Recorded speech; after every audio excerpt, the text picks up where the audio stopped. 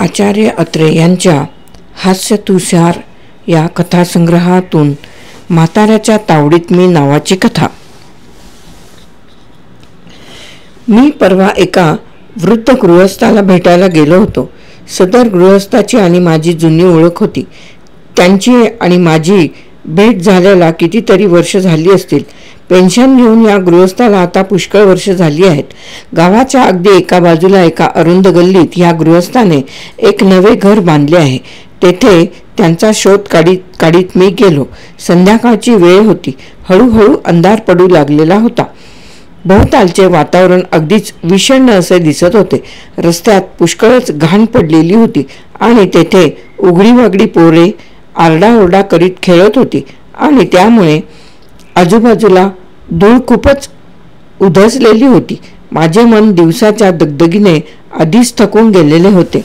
घरी परत जाण्यापूर्वी या गृहस्थाला भेटण्याचा प्रयत्न करावा म्हणून तशा थकलेल्या मनस्थितीत वेध घेत मी त्या घरापर्यंत तर जाऊन पोहोचलो.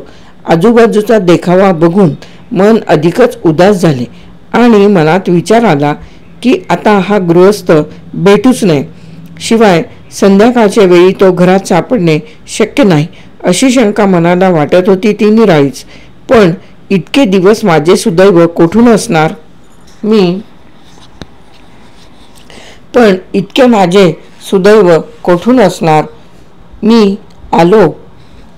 आलो आहे असा आत निरोप पाठवताच तो वृद्ध गृहस्थ माझ्या नावाने ओरडत बाहेर आला. त्याने अत्यंत प्रेमाने माझे स्वागत केले आणि तो मला आपल्या खोलीत घेऊन गेला. त्याच्या खोलीत जास्तच अंधार होता तरी त्याने विजेचा दिवा लावला नाही.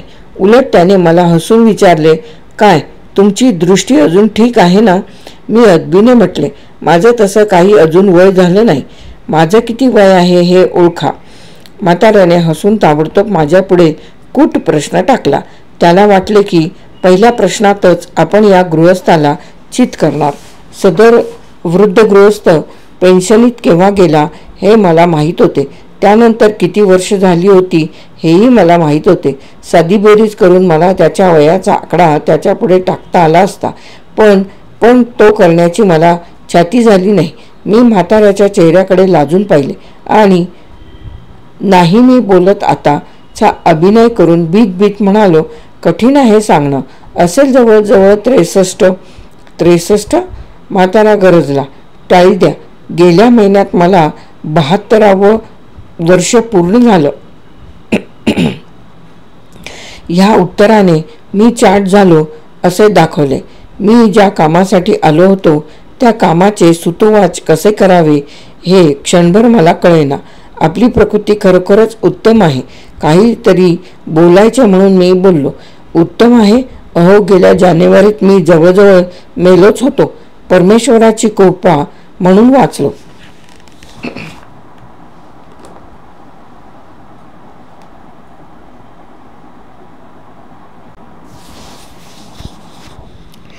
म्हणजे काय झालं बुवा? भयंकर आश्चर्य वाटल्याचे प्रदर्शन करीत मी म्हणालो. मनातल्या मनात मी परमेश्वराला शिव्या देण्याच्या बेतात होतो. त्याचं असं झालं म्हणजे तशी माझी प्रकृती फारच दणकट. जन्मात मी कधी आजारी पडलो नाही, पण मूत्राशयाची मला थोडीशी व्यथा होती. 1897 साली सिंधमध्ये होतो. तिथे पाण्यात रेतीचे बारीक कण असतात म्हणतात. त्यावेळी काही लक्षात आले नाही माझ्या. पण पेन्शन घेतलं मी 7 ऑक्टोबर 1922. अजून स्मरणशक्ती धड आहे आमची.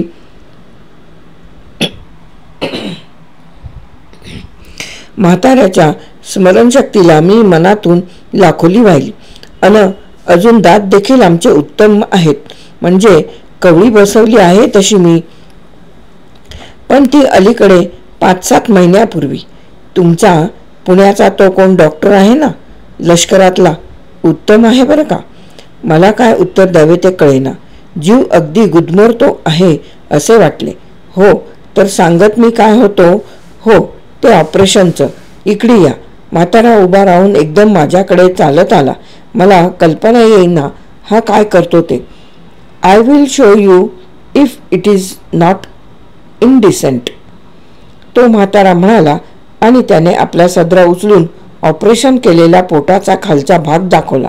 कातड्यावर 2 मोठ्या खुणा होत्या. अरे बापरे, काय भयंकर आहे.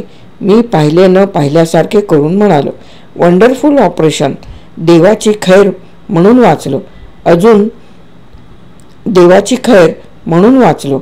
आतून डॉक्टरने केवढा मोठा खड्डा काढला म्हणता. अरे, कोण आहे तिकडे? आतून एक नोकर आला. त्या कपाटातली ती बाटली काढ पाहू, मी अजून जपून ठेवला आहे, म्हातारा म्हणाला. नोकराने बाटली काढली आणि माझ्या हातात दिली. मी त्यांच्या बाटलीतल्या खड्याकडे भयंकर चेहरा करून पाहू लागलो. तुम्ही तो खडा हातावर घेऊन पहा, अगदी अंडा एवढा मोठा आहे, म्हातारा म्हणाला. हो, ते दिसते आहे खरे. मी ती बाटली घाईघाईने नोकराच्या हातात देत म्हणालो, आपण ह्या ऑपरेशनमधून वाचलात ह्याबद्दल मला खरोखर आनंद होतो आहे. मी बिचकून म्हणालो. मनातून मला वाटत होते मी काहीतरीच बोलतो आहे. म्हाताऱ्याने माझ्या सदिच्छेचा हसून स्वीकार केला. फार दिवसांनी तुम्ही आलात. तुम्हाला आता आमचे घर दाखवतो. मी पाहिले आहे बाहेरून, उत्तम आहे. सबंध गल्लीत असे घर नाही. पण माझ्या बोलण्याकडे त्याचे लक्ष होते कुठे? या माझ्या मागून, असे सांगून तो उठला आणि चालू लागला. एखाद्या निर्जीव पुतळ्याप्रमाणे त्याच्या मागून चालत गेलो. घराचा प्रत्येक भाग अनभाग मला त्याने दाखवला. मधून मी छान आहे, सुंदर आहे, ग्रँड असे उद्गार असहायपणे काढीत होतो. पण त्यामुळे माझे हाल जास्तीच वाढत गेले. इकडे या, म्हातारा म्हणाला. तिकडे काय आहे?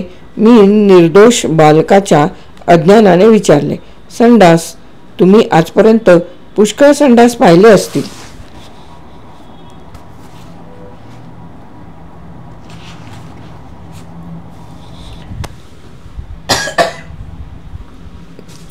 पण आमचा हा संडास अगदी निराळा आहे, म्हणून मुद्दाम तुम्हाला दाखवतो. Excuse me. म्हाताऱ्याच्या मागून मी भीत आत डोकावलो. मला त्यात नवीन असे काही दिसेना. हा आत जो कुंडीचा स्लोप आहे की नाही, तो स्लोप मी मुद्दाम करवून घेतला. असा स्लोप तुम्हाला दुसऱ्या ठिकाणी आढळायचा नाही. त्यामुळे होते काय की घाण एवढी सुद्धा राहत नाही. एखाद्या भयंकर स्लोपवरून मी गडगडतो आहे असे मला वाटले. पुन्हा तळमजल्यावर कसा आलो ते मला कळलेच नाही.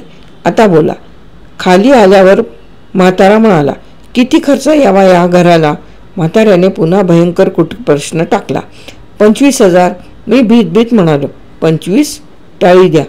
15,000 आवरले सारे. म्हातारा कुठ हास्य करीत म्हणाला. त्यावेळी मात्र त्याने कवळ्या बसवल्या आहेत हे दिसून आले. पण स्वतः 6 महिने रात्रंदिवस उभं राहून मी काम करून घेतलं. उगाच नाही. आता तुम्ही म्हणाल की ह्या गल्लीत तुम्ही घर का बांधले? आता मला असह्य झाले. खोकल्याची उबळ आल्यासारखे केले आणि मी निघालोच. का निघालात? आम्ही एक पुस्तक लिहिले आहे. मला दाखवायचं होतं कोणाला तरी ते. तुम्ही बरे आलात. तुमच्याशिवाय त्यातली मौज कोणाला कळायची नाही, असे म्हणून म्हातारा उठलाच. मेलो धावा असा एकदम हंबरडा फोडावा असे मला वाटले. तोच म्हातारा कपाटातून एक जाडे बुडके घेऊन आला. बोला, आम्ही काय लिहिले असावे ते? टाळी द्या. तुम्हाला सांगता येणे शक्य नाही ते. आम्ही भगवद्गीतेवर एक नाटक लिहिले आहे. मी भगवान कृष्णाचा दावा केला. अरेच्छा, मी दिवा लावायचे विसरलोच. ते भयंकर नाटक वाचायला सुरुवात करण्याचे वेळी म्हातारा शुद्धीवर आला. म्हणजे मगापासून आपण अंधारातच बोलत आहोत की काय? तुम्ही तरी सुचवायचे. आमचे हे असे होते कधी कधी. म्हातारा दिव्याचा स्विच दाबायला उठला तसा मनाचा शेवटचा हिय्या करून मी उठलो आणि दरवाजात जाऊन उभा राहिलो. येतो मी, मला जरुरीचे काम आहे. असे? बरे, पण उद्या दुपारी चहालाच या आमच्याकडे. मी चहा सोडला आहे अलीकडे, मी मध्येच म्हणालो. मग जेवायला या. उद्या नाही तर परवा, पण सकाळी मात्र कळवा. म्हणजे हे तुम्हाला वाचून दाखवतो. तुमच्यासारखे लोक आमच्याकडे येतात नेहमी. मी तशीच दरवाजातून बाहेर धाव घेतली. अहो पण, म्हातारा मागावून म्हणाला, तुम्ही आला होता कशासाठी ते सांगितलेच नाही. ते मी उद्या आलो म्हणजे सांगेन. मी मागे वळून न पाहता तसाच पसार झालो. पुन्हा त्या गल्लीकडे अद्याप मी फिरकलो नाही. आचार्य अत्रे यांची म्हाताऱ्याच्या तावडीत मी नावाची कथा इथे समाप्त.